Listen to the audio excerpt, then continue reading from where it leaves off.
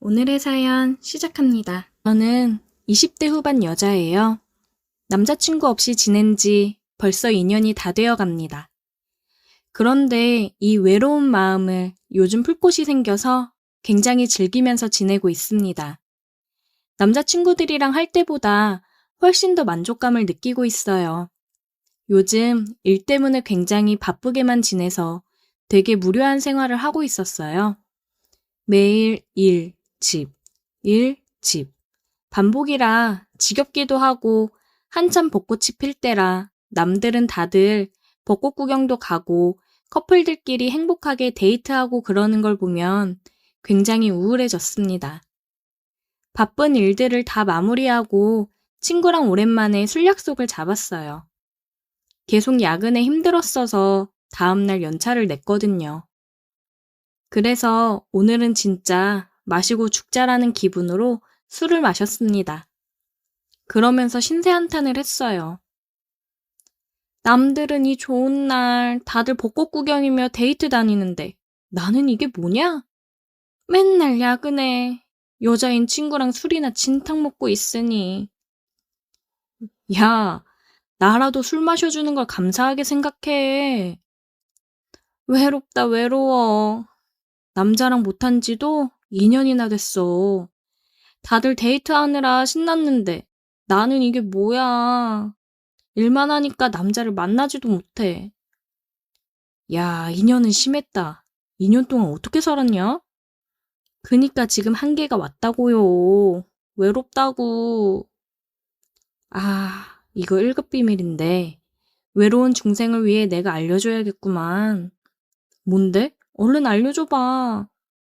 내가 요즘 재택근무하면서 오히려 업무량이 더 많아져가지고 엄청 힘들었거든? 아는 언니가 너 가면 엄청 좋아할 거라고 마사지 잡을 추천해줬는데 대박이야. 뭐야, 외롭다는데 뭔 마사지? 장난하냐? 그냥 마사지가 아니라니까. 너 가면 완전 뿅 갈걸? 마사지가 다 거기서 거기지. 뿅 가긴 뭘 뿅 가. 마사지 해주는 사람이 손기술이 장난이 아니거든. 그리고 일반적인 마사지가 아니야. 진짜 대박이라니까. 뭐 어떻길래 그래? 아니, 남자를 소개해주는 것도 아니고 마사지샵 소개는 뭐람? 너 내일 연차라고 했지? 꼭 가라. 예약제니까 꼭 예약하고 가. 예약 다 차 있을지도 모르고. 그렇게 인기가 좋아? 마사지를 얼마나 잘하길래? 암암리에 아는 사람들만 가는 곳이야. 아무한테도 얘기하지 말고 몰래 가라. 참나. 불법 안마소 뭐 그런 거냐? 가보면 알아. 내가 연락처 카톡 보내놓을게. 친구랑 다시 술을 마시고 집으로 왔습니다. 다음날 일어나서 친구가 알려준 번호로 연락을 했어요. 안녕하세요. 오늘 마사지 예약을 좀 하려고 하는데요. 가능할까요? 안녕하세요. 죄송하지만 오늘은 예약이 다 되어서 불가능합니다. 다음 주 목요일 오후 6시 가능합니다. 그러면 목요일 오후 6시로 예약 부탁드릴게요. 네, 감사합니다. 목요일 날 뵙겠습니다. 아는 사람들만 아는 곳이라고 하더니 예약이 다 꽉 차 있더라고요. 얼마나 인기가 있는 곳이길래 그런가 은근히 기대가 됐습니다. 친구한테도 예약 다 차 있어서 다음 주 목요일에나 된다고 얘기했어요. 친구가 하는 말이 2시간 단위로 예약을 받아서 하루 많아야 5-6명만 받는다고 하더라고요. 더욱 궁금해졌습니다. 출근해서 팀장님한테 반차를 쓰겠다고 이야기했어요. 요즘 야근 많이 했으니까 반차 하나 더 쓰겠다고 얘기했습니다. 목요일 날이 돼서 반차를 쓰고 2시에 퇴근을 했습니다. 시간이 많이 남아서 집에서 쉬다가 갔어요.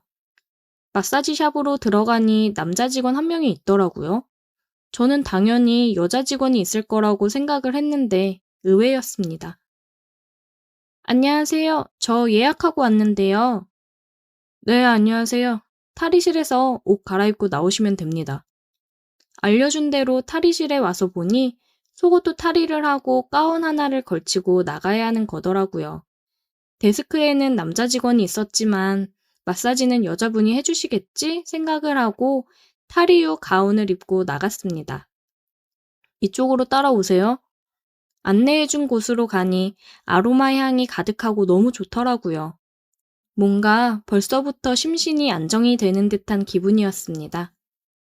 이쪽 베드에 누우시면 됩니다. 저는 또 안내에 따라 누웠어요. 마사지 시작하겠습니다. 남자분이 마사지를 해준다고 해서 깜짝 놀라기는 했는데 손에 힘이 다르니 더 잘하시려나 생각하고 받기로 했어요. 어깨부터 오일을 발라 마사지를 해주는데 정말 시원하게 잘하더라고요. 근데 뭔가 오랜만에 이런 은밀한 공간에서 남자의 손길이 닿으니 굉장히 흥분이 되었습니다. 그러다가 친구가 했던 말이 생각이 났어요. 아, 저 미영이 소개로 왔는데 S코스가 좋다고 하던데 S코스로 받을게요. 마사지 해주시는 분은 싱긋 웃으면서 알겠다고 얘기했습니다. 어깨를 지나 가슴 쪽까지 마사지를 해주더라고요. 가슴 위쪽뿐 아니라 가운 안쪽까지 깊게 마사지를 해주는데 이게 맞는 건가 하면서 걱정이 되면서도 흥분이 되었습니다. 림프를 풀어줘야 피로가 싹 풀리거든요. 이 안쪽까지도 풀어줘야 해요. 아, 네. 그렇게 얘기를 하니 그냥 그런가 보다 생각을 했습니다. 근데 정말 마사지를 해주는 손길이 장난이 아니더라고요. 굉장히 시원하면서도 아로마 향 때문인지 노곤노곤하면서 피로가 풀리는 듯한 느낌이 들었어요. 다리 쪽으로 내려가서 마사지를 해줬습니다. 종아리 쪽을 마사지 해주는데 너무 시원했어요. 정말 뭉쳐있는 곳을 어쩜 이리 잘 찾는 건지 너무 시원했습니다. 예약이 다 찰만하네 싶었어요. 그러다가 조금 더 위쪽으로 마사지를 해주더라고요. 굉장히 아슬아슬하게 속옷 라인 정도까지 마사지를 해주었습니다. 이때부터 더 흥분이 되고 그랬어요. 자꾸 자극을 하는데 정말 좋았습니다. 저는 가뜩이나 남자랑 인연을 안 했는데 이런 상황이라고 하면 완전히 미치죠. 저도 모르게 움찔거리게 되더라고요. 기분이 굉장히 좋았습니다. 온몸에 힘이 쫙 빠지면서 구름 위에 둥둥 떠 있는 듯한 기분이 들었습니다. 한참을 그렇게 있었어요. S코스 본격적으로 시작하겠습니다. 아! 저도 모르게 소리가 새어나왔어요. 그곳 깊숙이까지 현란한 손기술로 마사지를 해줬습니다. 아니, 이게 S코스라는 건가? 이런 걸 해도 되는 건가? 속으로 굉장히 혼란스러웠지만 혼란스러울 틈도 없이 너무 기분이 좋아 다 잊게 만들더라고요. 와, 이런 경험은 처음이라 정말 미치는 줄 알았습니다. 친구가 왜 저한테 진짜 마음에 들 거라고 하는지 이유를 알았습니다. 솔직히 그냥 마사지만으로도 만족도가 높았는데 S코스를 시작하고부터는 정말 신세계더라고요. 녹아내리는 것 같았습니다. 자, 이제 마무리 단계입니다. 마음껏 즐기세요. 조금만 더...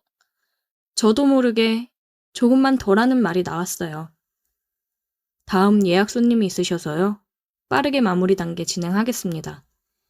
저는 마무리 단계에서 천국을 다녀왔습니다. 한 10분 정도 누워서 쉬다가 나왔어요.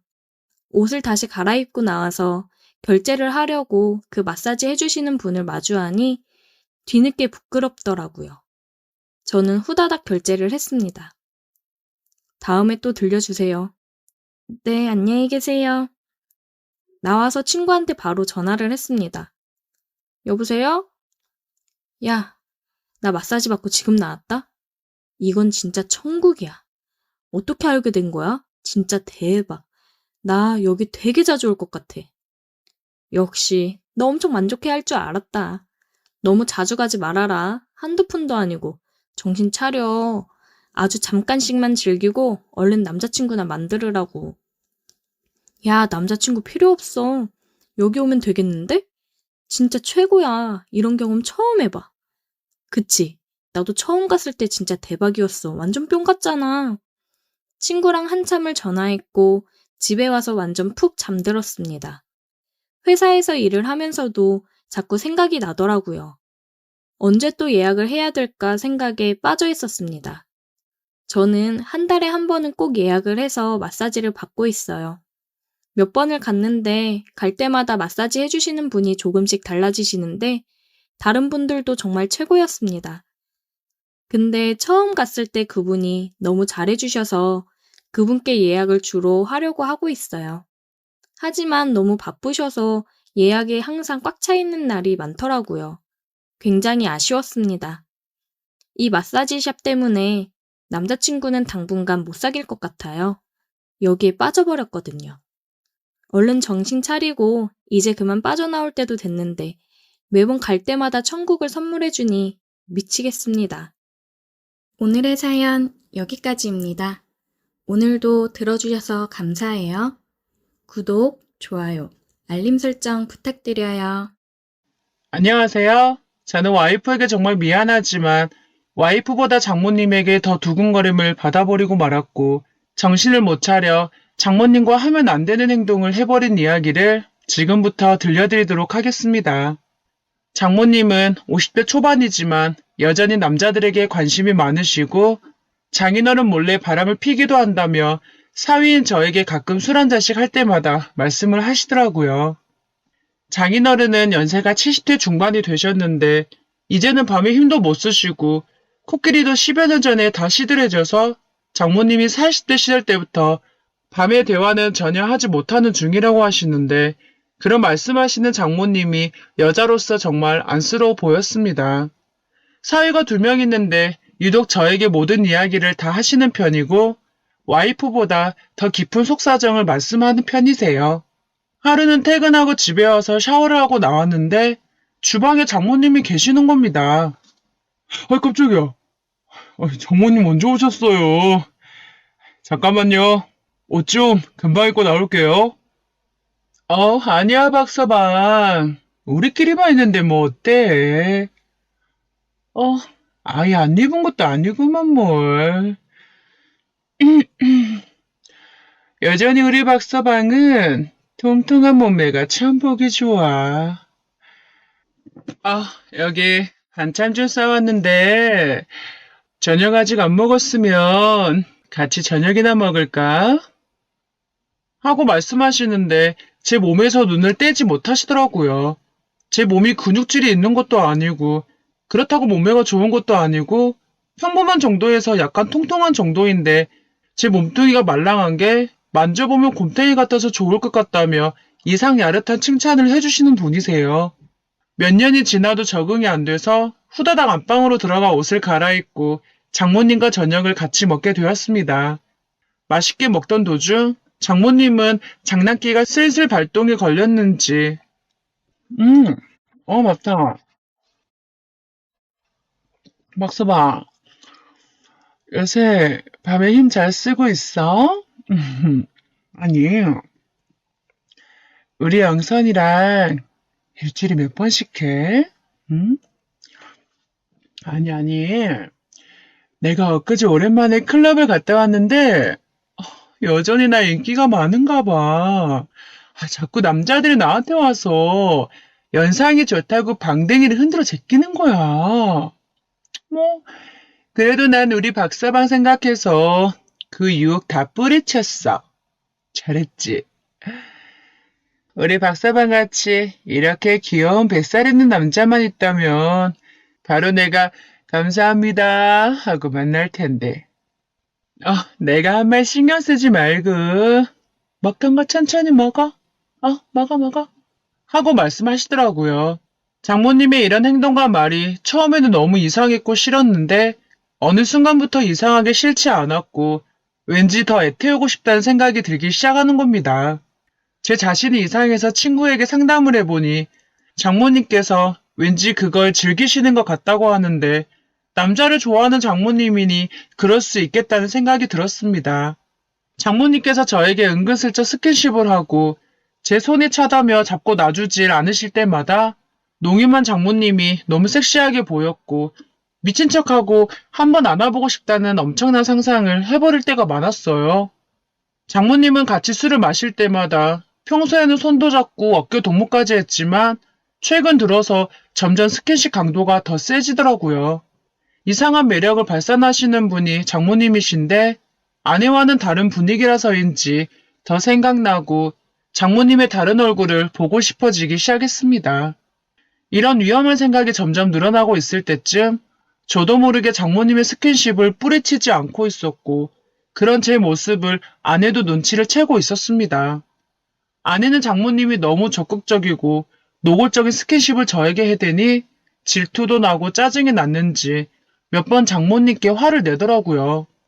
저는 눈치만 살살 보고 있었는데 장모님은 아내의 말을 귓등으로도 듣지 않으셨고 계속 미꾸라지처럼 이리 피하고 저리 피하며 스킨십을 하고 있던 어느 날 장모님이 제 허벅지에 머리를 대고 누워 TV를 보는데 그때 마트를 다녀온 아내가 그 장면을 보고 말았습니다.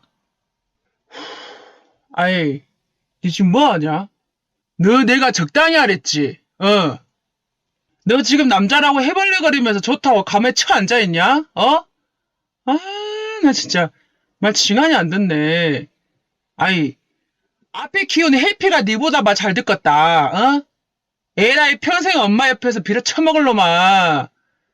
빨리 안 일어나? 일어나라고! 그냥 뒤질라고.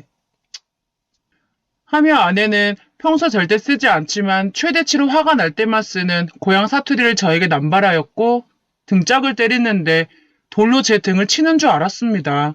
정말 아팠거든요. 장모님 때문에 아내한테 혼나기도 하고 얻어맞을 때가 많았지만 그날은 정말 앞으로 계속하면 제 목숨이 이 세상에서 흔적도 없이 사라질 것만 같다는 예감을 받고 말았고 슬쩍 일어나려던 그때 장모님이 제 손을 잡는 겁니다. 너 아직도 그 말투 못 고쳤니? 뭐가 또 질투가 난 건데? 이거? 그냥 머리를 무릎에 살짝 올려놓은 것 뿐인데. 이렇게 하면 안 되는 거야? 몰랐네. Sorry. 앞으로 안 할 테니까 화내지 마. 주름살 생겨. 난 이만 집에 가봐야겠다. 약속 있던 걸 깜빡했지 뭐야. 갈게. 하며 화난 아내에게 기름칠을 하다못해 거기에 불까지 지르고 가시더군요. 정말 무서웠습니다. 장모님이 가신 뒤 아내는 장모님과 제가 무슨 일이라도 벌릴까봐 늘 노심초사하고 있다며 저에게 밖에서 절대 따로 만나지 말라고 하더군요. 앞으로 절대로 장모님을 따로 만나지도 않을 것이며 오해 살만한 일은 절대 안 하겠다고 말은 했지만 솔직히 아내 오기 전에 분위기가 조금 야릇하긴 했었거든요. 무슨 일이 벌어질 것만 같아서 제 몸이 뜨거워지긴 했었지만 아내의 반응을 보니 당분간은 몸 조심해야겠다는 생각이 들었습니다. 그렇게 조심하길 2달쯤 지났을 무렵 아내는 아침 일찍 동창 모임에서 놀러 간다며 나가버렸고 오랜만에 자유를 느끼고 있었을 때쯤 오후 1시 정도에 장모님이 찾아오셔서 소주 한잔 하자고 하며 술을 엄청 많이 사오셨더라고요. 아내가 동창 모임 나간 걸 어떻게 아셨는지 모르겠지만 흥얼거리며 술상을 차려주셨고 다 됐다며 저를 부르는데 저는 깜짝 놀라고 말았습니다. 언제 옷을 갈아입으셨는지 아내가 제일 아끼는 빨간 원피스를 입고 계시는데 정말 섹시해 보이는 겁니다. 장모님, 저 와이프가 오랜만에 저 유혹하는 줄 알았어요. 완전 와이프랑 뒷모습이 똑같네요. 근데 장모님은 여전히 몸매가 예쁘시네요.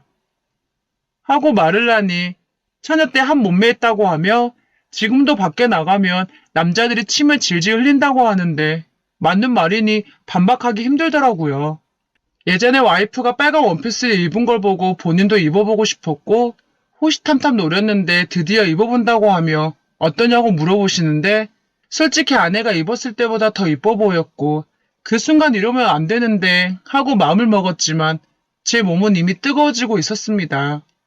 저는 속으로 장모님이다 장모님이다 안 돼 하고 수십 번을 생각하며 술잔을 기울이고 있었는데 장모님은 누가 쫓아오는 것도 아닌데 술을 계속 마시기 시작하셨고 갑자기 잘 올라가던 오른쪽 어깨를 축 늘어뜨리더니 아이고야 이 어깨가 왜 이래? 갑자기 아프네. 박서방, 여기 와서 나 어깨 좀 주물러 봐. 아파. 하고 말씀하시는 겁니다. 그때 왠지 절 작정하고 유혹하시는 것 같다는 생각이 들었고, 평소처럼 어깨를 주물러 드리니 시원하다며 이번에는 등이 너무 가렵다고 긁어달라고 하는 겁니다. 남자 손이라 좀 거칠어서 아플 것 같아 거실에 있는 효자손으로 등을 긁어드리니, 박서방, 참 너무 정이 없다. 손가락 마디에 염증 났어? 아파? 정말. 그럼, 어, 그런 거 아니면, 손으로 직접 긁어줘. 이건 왜 가져와? 정말. 하며 효자손을 바닥에 던져버리고 야단을 치시더라고요. 장모님은 정말 술에 만취가 되신 것 같았고, 계속 횡설수설 하시길래 들어가서 주무시라고 말씀드리니, 장모님은 대낮부터 무슨 잠을 자냐고 하냐며 잘 거면 같이 들어가 자자고 하는 겁니다. 그러면서 제 손을 잡고 안방으로 들어가 저를 침대로 패대기 쳐버리더니 장모님 입술에 제 입술을 덮치는데 너무 순식간에 벌어진 일이라 머릿속이 복잡했고 그 상황이 정말 아찔해지더군요. 저 역시 남자인지라 장모님의 적극적인 대시에 그만 넘어가 버리고 말았고 해선 안 되는 그 금단의 선을 넘어버리고 말았습니다. 장모님은 저에게 소원 풀었다며 앞으로 자기의 외로움을 가끔 달래주라고 말을 하는데 뭐라고 말을 해야 할지 모르겠더라고요. 장모님이 좋긴 하지만 그래도 아내와는 결혼을 한 입장이라 아내같이 내조도 잘하고 제가 하는 모든 일들을 적극적으로 밀어주는 여자는 없었기 때문이죠. 그렇게 고민하고 있던 찰나 장모님께서 화장실을 갔다 오기 전까지 대답해주라고 하며 방문을 열고 나가는데 그때 아내가 현관문을 열고 집으로 들어오는 겁니다. 술 냄새. 뭐야, 이 술 난장판은.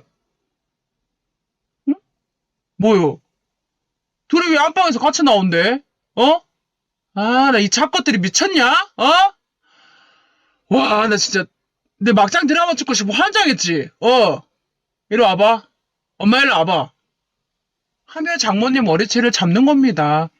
깜짝 놀란 저는 두 여자를 말리기 시작했고, 저 역시 아내에게 머리채를 잡혔는데, 그때 장모님이 소리를 지르더니 장인 어른도 안 계시고 술 친구가 없어서 술 한잔 가볍게 하러 온 것뿐이고, 다른 짓 절대 안 했으니 의심하지 말라며 아까와는 다르게 말을 또박또박 잘하시는 겁니다. 역시 아까는 술 취한 척 연기를 하신 거였어요.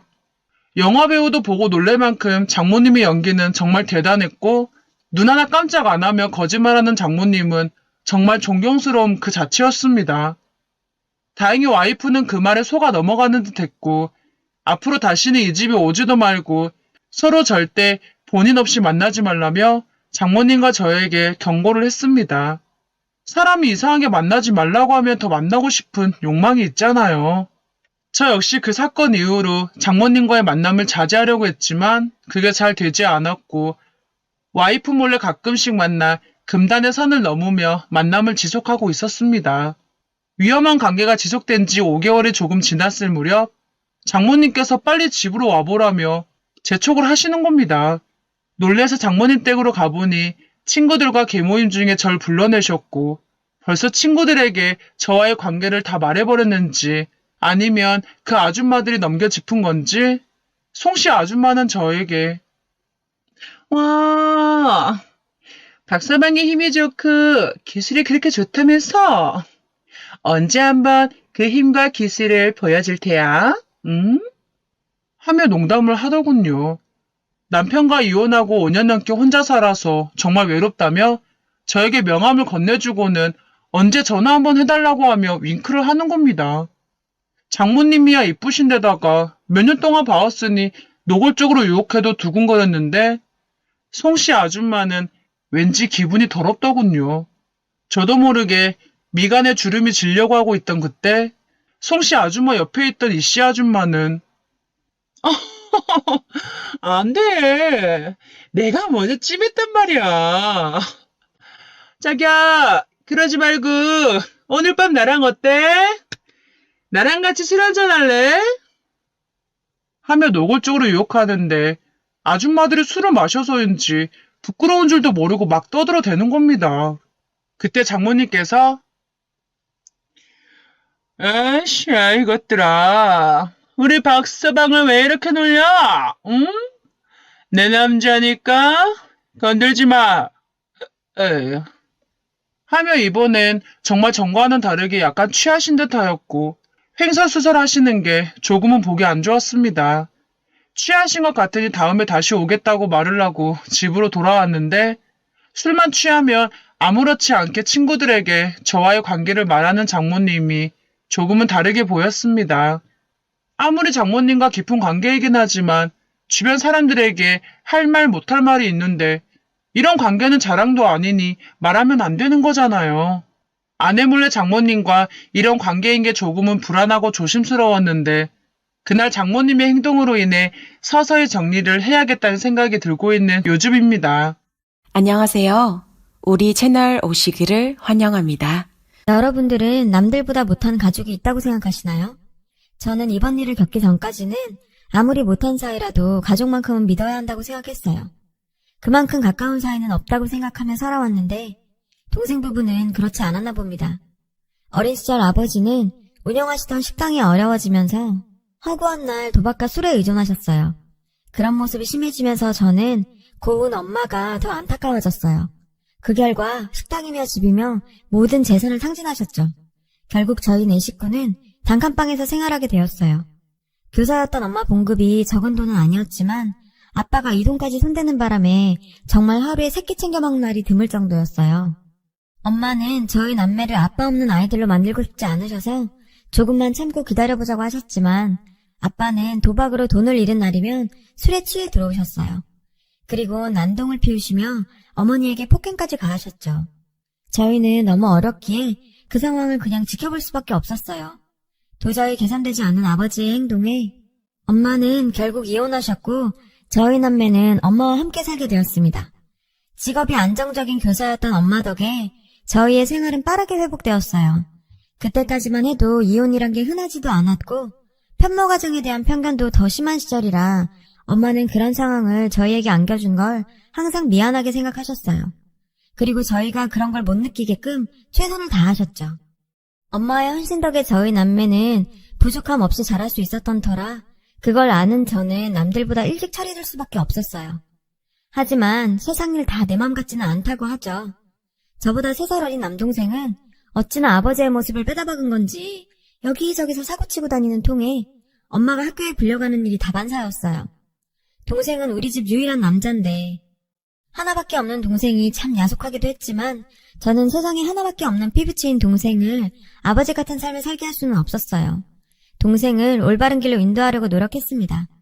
커가는 남동생을 바로잡는다는 게 쉬운 일이 아니었고 자꾸 삐뚤어져만 갔어요. 변변한 직장도 없이 엄마에게 용돈 탔으며 놀기만 하던 동생은 어느 날 갑자기 여자친구와 아이를 가졌다며 결혼해야겠다더군요. 엄마와 저에게 신혼집을 요구했어요.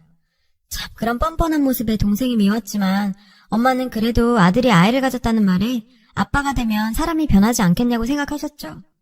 모아둔 돈에 대출까지 받아 아파트를 구해줬지만 저희 기대와는 다르게 동생은 전혀 달라지지 않았습니다. 아니, 달라진 점이 하나 있긴 있었죠. 동생만큼이나 철부지인 올케가 한 명 더 늘었다는 거요. 동생 부부는 결혼하고도 명절에 집에 오긴커녕 멋대로 행동했고 돈 필요할 때만 집에 찾아와 엄마에게 용돈을 타가곤 했어요. 결혼한 녀석이 아직까지 철없이 구는 모습에 한 소리 했죠. 야 지석아, 너도 이제 30이야. 애까지 있는 놈이 언제까지 엄마 등골 뽑아먹고 살래? 너도 이제 정신 차려야지. 아 짜증나게 누나가 왜 난리야. 엄마 돈이지 누나 돈이야. 엄마는 가만히 있는데 누나가 왜 이러냐고. 어쩜 저렇게도 아버지를 닮았는지 점점 클수록 아버지를 닮아가는 동생 모습에 정남이가 뚝 떨어지더라고요. 엄마는 세상 천지에 둘밖에 없는 남매가 싸우는 모습에 맘 아파하셨어요. 왜 이리 싸우느냐며 달래기도 하셨어요. 지영아, 네가 이해 좀 해라. 저 녀석이 저렇게 된 것도 다 내 탓인 것만 같아서 미안하구나. 조금만 더 지켜보자. 지석이도 언젠가는... 엄마는 저희를 위해 그렇게 헌신하시고도 부모의 이혼으로 저희가 받았을 상처에 대한 미안함이 아직도 남아있었고 제가 해드릴 수 있는 것이라고는 엄마를 이해해드리는 것밖에 없었어요. 저는 어린 시절 아버지에 대한 트라우마가 있어서 그런지 결혼에 대한 막연한 두려움이 있었어요. 그러다 보니 시간이 흐르고 자연스럽게 35살이 되도록 결혼도 하지 않고 있었죠. 엄마와 함께 살고 있었는데 평생 결혼하지 않고 살 거라고 생각했던 저에게도 사랑이 찾아오긴 하더라고요. 스스로 비혼주의라 위안 삼으며 살고 있었던 어느 날 그를 만나게 되었어요. 친구가 남편의 아는 동생이라며 그를 소개해 주더라고요. 저보다 2살 어렸던 그는 친구의 말대로 착한 남자의 끝판왕이었어요. 모든 행동에 배려가 넘쳤고 제가 부담스럽지 않게 대해줬어요. 나이는 어렸지만 저보다 훨씬 정신적으로 성숙한 남자였어요. 이런 남자라면 결혼이란 것도 해보고 싶다는 생각을 처음 하게 되었죠. 그와의 만남은 항상 즐거웠지만 만남이 깊어질수록 제 고민도 깊어져만 갔어요. 결혼하게 된다면 건설사에 다니고 있던 그의 직업 특성상 2, 3년마다 현장을 옮겨야 해서 이사를 다녀야만 했고 엄마를 홀로 둘 수밖에 없는 상황이었어요. 엄마가 얼마나 외로움을 많이 타는지 잘 아는 저는 선뜻 그와의 결혼을 선택하지 못하고 있었어요. 그러다 동생으로부터 뜻밖의 전화를 받게 되었죠. 동생은 지금부터 엄마를 본인이 모시는 게 어떻겠냐는 제안을 했는데 누나, 결혼하면 내가 엄마 모실게. 엄마 혼자 살게 둘 순 없잖아. 엄마 안 그래도 외로움 많이 타는데. 참, 세상엔 놀랄 일이었어요. 엄마 말대로 드디어 동생이 설된 건가요? 마냥 철부지로만 보이던 동생이 제가 결혼하게 될지도 모른다는 소식에 선뜻 본인이 엄마를 모시겠다며 나서더라고요.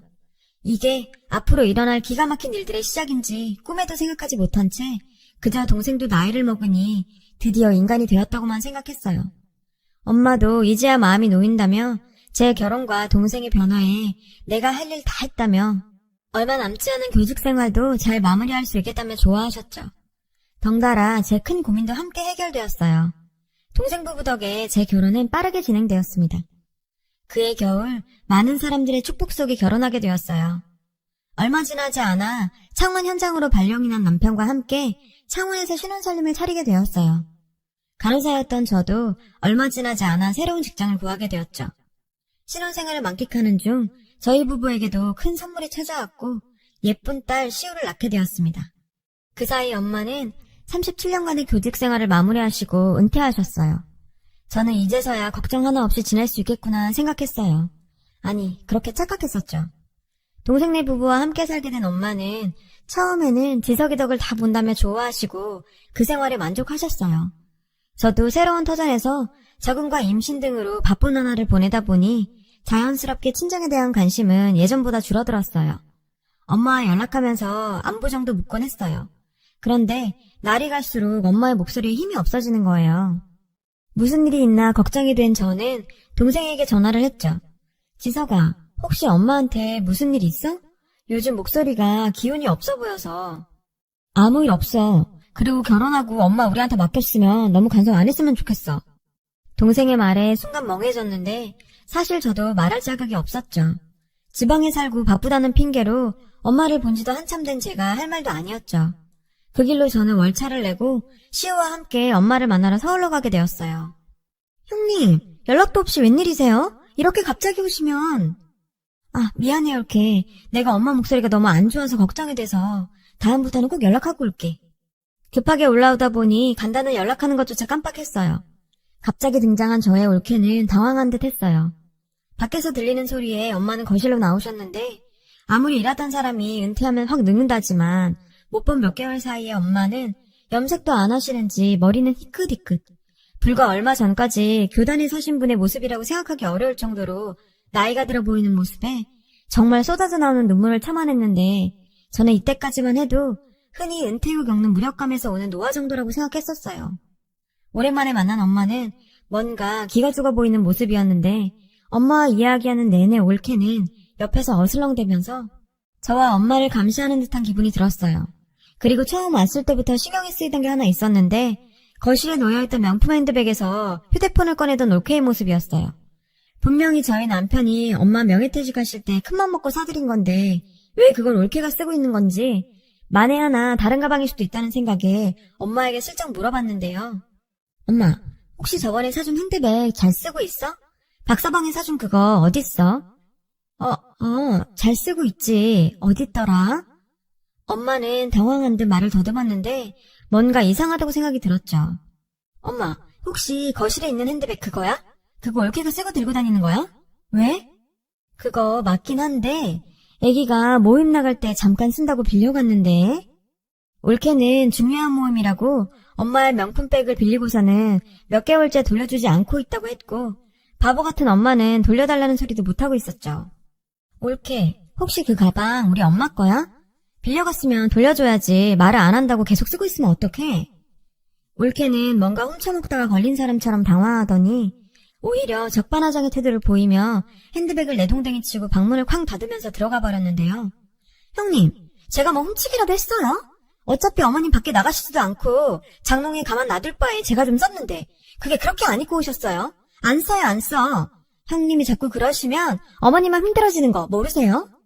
뭐 하는 짓이야? 그걸 왜 던져? 올케! 올케! 정말 기가 막혀서 말도 나오지 않을 정도로 어처구니 없는 행동을 하는 올케의 모습에 저는 흥분할 수밖에 없었는데 지영아, 네가 참아라. 아직 어려서 그래. 엄마도 똑바로 하란 말이야. 며느리가 시어머니 앞에서 저게 무슨 짓이야? 엄마가 맨날 사람 좋게 행동하니까 제가 저 따위로 행동하는 거잖아. 매번 져주기만 하는 엄마의 모습에 순간 화가 나서 잘못도 없는 엄마에게 화를 내버리고 집으로 돌아왔는데 돌아오는 내내 올케가 마지막에 말했던 우리 엄마만 힘들어질 거라는 그 말이 머릿속을 맴돌았습니다. 엄마에게 화를 내고 돌아온 후로 정말 미안한 마음이 있었지만 단호하지 못한 엄마가 밉기도 했어요. 그렇게 시간이 지나고 동생에게 한 통의 연락을 받게 되었어요. 누나, 엄마가 계단에서 넘어져서 지금 병원이야. 간호할 사람이 없는데 누나가 좀 와서 해줬으면 좋겠어. 엄마가 입원했다는 얘기를 듣고는 정말 하늘이 노래지는 기분이었죠. 병원에 도착해서 누워있는 엄마를 보자 참았던 눈물이 안녕하세요. 우리 채널 오시기를 환영합니다. 너한테 엄마는 뭐야? 그저 빨대 꼽아서 등골 빼먹을 호구로 보이니? 그리고 올케 너 인간이 그러는 거 아니다. 나한테 상의 한마디도 없이 요양원을 보내? 뭐 하자는 거야 지금? 형님, 그렇게 좋으시면 형님이 모시면 되겠네요. 근데 저희가 모신 시간이 있고 하니 그 계산을 하셔야겠는데요? 올케 어처구니 없는 말과 함께 동생은 흥분하며 상관 말라고 저를 한 대 칠 기세로 달려들었죠. 그때 자는 줄만 알았던 엄마가 소리쳤어요. 그만해. 지석이 너 정말 너무하는구나. 내가 너한테 어떻게 대했는데 날 이따위로밖에 취급 안 하는 거니? 그리고 며느라기, 너는 할 말 있지 않니? 네가 밀었잖아. 네 아들 지훈이 나랑 놀다 넘어져서 운다고. 똑같이 당해보라면 네가 날 이리저리 흔들어서 넘어뜨렸잖아. 나 하나 참으면 되겠지 하면서 넘어갔는데 이거 원. 본인이 한 짓이 만천하에 드러난 올케의 얼굴은 사시나무 떨리듯 떨렸고 동생놈도 당황한 표정이 역력했어요.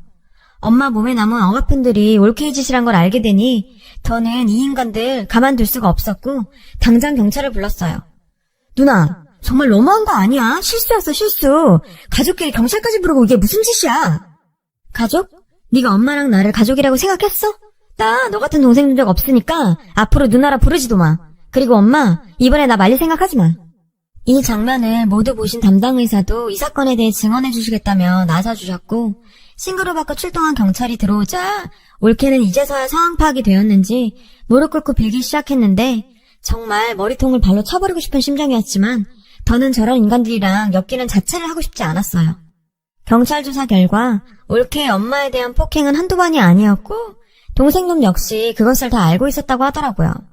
엄마의 연금까지 생활비 명목으로 통장 관리하면서 자신의 타도사고 지금까지 한 행동들까지 밝혀지면서 엄마를 다치게 하는 패륜적인 행동을 한 올케는 법정 구속이 되어 재판을 기다리고 있어요. 몰래 빼돌린 돈도 돌려받게 되었고 엄마 명의의 동생놈이 살고 있는 집도 팔아버렸더니 동생놈은 씩씩대며 병원으로 찾아왔더라고요. 정말 염치도 없게 말이죠. 엄마, 진짜 너무한 거 아니야? 그 집 팔면 나랑 엄마 손자는 어디 가서 살라고. 빨리 부동산에 연락해, 안 판다고. 지석아, 나는 이제 너 아들로 생각 안 한다. 그 아파트는 내 돈으로 산 거니 내 마음대로 팔면 되는 거고 내가 안아주고 사랑해주면 나아지겠지. 한 세월이 얼마냐. 나도 할 만큼 했다. 네 아들은 네가 알아서 할 문제고 더는 나 찾아오지 마라. 뭔가 잘못됐다고 느꼈는지 동생놈은 올케랑 이혼하겠다며 한 번만 용서해달라고 빌었지만 평소와 다르게 엄마는 굉장히 단호한 모습이었습니다. 재판 준비와 엄마의 병간호를 위해 저는 서울에 머무를 수밖에 없었고 자연스럽게 일도 쉴 수밖에 없었는데 남편은 본인 걱정은 말고 장모님 잘 챙기라며 저를 배려해줬어요. 남편의 배려 덕분에 엄마도 건강을 많이 회복해서 퇴원하게 되었습니다. 남편은 퇴원 날 엄마에게 정말 생각지도 못한 말을 했어요. 어머님, 이제 저희랑 함께 살아요. 저희가 어머님 모실게요. 남편은 고민 끝에 본사 지원을 했고 곧 서울로 올라오게 될 거라며 저희 엄마와 함께 살 집을 구하고 있었어요. 엄마의 거취를 걱정하던 제 모습에 너무 당연한 일이니 고마워하거나 미안해하지 말라며 오히려 지금까지 신경 못 쓴 자신이 미안하다고 하더라고요. 남편에게 정말 고마웠죠. 늦은 나이에 결혼한 제가 남편 하나는 진짜를 골랐구나 싶었어요. 엄마는 집 사는데 보태라면서 아파트 판 돈을 저희에게 주셨어요. 그 돈으로 정원 딸린 예쁜 주택에서 엄마와 남편 그리고 우리 예쁜 시우까지 네 식구가 같이 살게 되었습니다. 우울증까지 왔던 엄마는 손녀 시우와 함께 지내면서 많이 밝아지셨어요. 정말 재판은 길게 이어지고 있어요. 용서를 빌며 합의해달라는 올케의 호소가 있었지만 몇 년을 그렇게 엄마한테 행동한 걸 생각하면 저희는 합의금 따위 필요 없거든요. 강력한 처벌을 바라고 있는 상황입니다. 동생놈 역시 용서해달라고 빌고 있지만 그런 모습조차 불쌍해 보이지도 않았어요.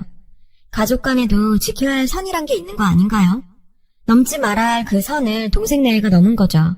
어른이니 그 책임을 지길 바랍니다. 더 단호하지 못한 엄마를 원망도 했지만 자식을 생각하는 마음을 생각하면 이해가 가는 부분도 많네요. 엄마, 항상 고마워요. 우리 더 행복하게 살아요. 여러분, 사연 댓글에 응원과 현명한 조언 부탁드려요. 좋아요와 구독은 저에게 큰 힘이 됩니다. 오늘도 좋은 일 가득하세요.